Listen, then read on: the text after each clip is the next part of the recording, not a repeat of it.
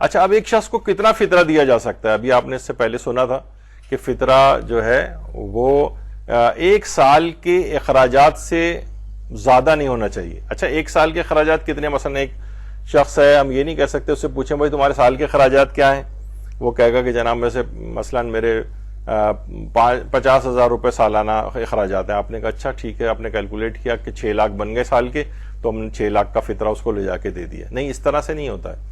یعنی اس میں یہ ہوگا کہ اس کا وہ خود کماتا بھی تو ہوگا نا, تو مثلا اس سے پوچھا جائے گا کہ یعنی ڈیفیسٹ کتنا آتا ہے اس کا.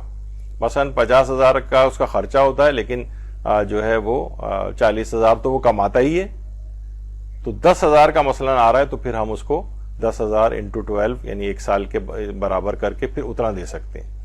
تو بہرحال 1 سال کے اخراجات سے زیادہ نہیں دیا جا سکتا. بہت سے لوگ یہ غلطی کرتے ہیں کہ مثلا اور یہ سہم سادات میں بھی یہی والا مسئلہ ہے, کیونکہ 1 سال کے برابر اگر اس کے پاس آ گیا تو سمجھیں وہ تو پھر وہ غنی ہو گیا, یعنی فقیر نہیں رہا پھر وہ. تو یہ آپ پھر زیادہ پیسے کیوں دے رہے ہیں اس کو؟ لوگ ہوتا ہے نا کہ جناب ہم نے نکالا ہے مثلا 20 لاکھ خمس نکالا ہے, ہمارے فلاں رشتہ دار غریب میں پورا 20 لاکھ ان کو دے دیا, جبکہ ان کا سال کے اخراجات مثلا 10 لاکھ کے اندر یا 5 لاکھ کے اندر ہو جاتے. اب یہ جو آپ نے 15 لاکھ اضافی دیا یہ غلط ہو جائے گا, کیونکہ وہ اب آپ نے غنی شخص کو دیا ہے, یہ مستحق نہیں رہا تھا. تو یہی فطرے کے اندر بھی ہوتا ہے کہ 1 سال سے زائد کے اخراجات سے زیادہ اس کو نہیں دیا جائے. اچھا پھر یہ ہے کہ کیا بہت سے فطرے ایک ہی مستحق کو دے سکتے ہیں؟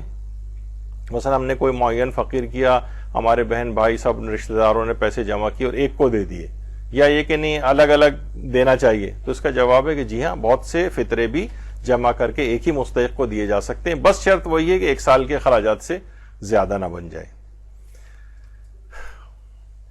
اور ضروری نہیں ہے کہ مستحق کو ایک ہی فطرہ دیا جائے, یعنی متعدد افراد کے اور ایک ہی شخص بھی کئی اس طرح سے فطرے اس کو دیے جا سکتے ہیں.